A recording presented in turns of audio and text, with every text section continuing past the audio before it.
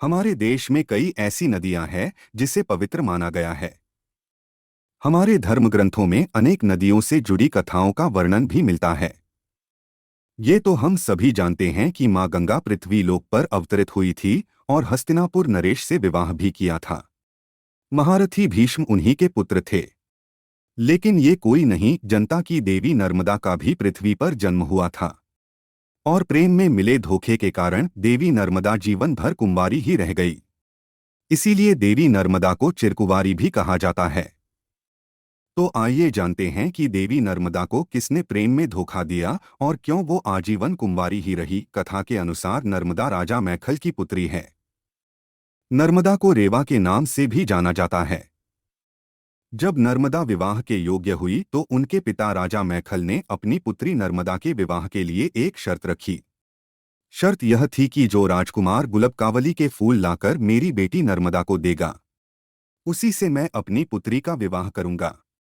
कुछ दिन के बाद सोनभद्र नाम का राजकुमार राजा मैखल के पास गुलबकावली का फूल लेकर आया, जो देखने में बड़ा ही सुंदर था। उसकी सुंदरता और वीरता की चर्चा चारों ओर थी।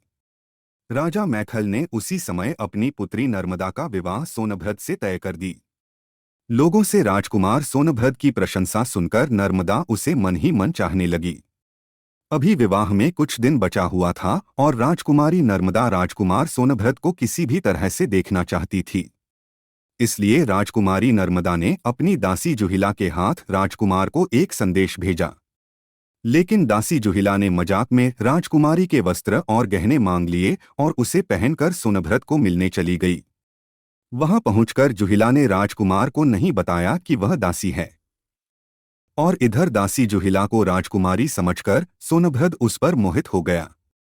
काफी समय बीतने के पश्चात जब जुहिला लौटकर न आई तो राजकुमारी नर्मदा स्वयं सोनभद्र से मिलने को चली गई। परंतु वहां जाकर उसने देखा कि जुहिला और सोनभद्र एक दूसरे में खोए हुए थे। यह दृश्य देख नर्मदा क्रोधित हो गई और घृणा से भर उठी। नर्मदा तुरंत वहां से विपरीत दिशा की ओर चल दी और कभी वापस न आई, और उन्होंने उसी वक्त ये प्रतिज्ञा कर लिया कि वे कभी भी विवाह नहीं करेंगी, हमेशा कुंवारी ही रहेंगी।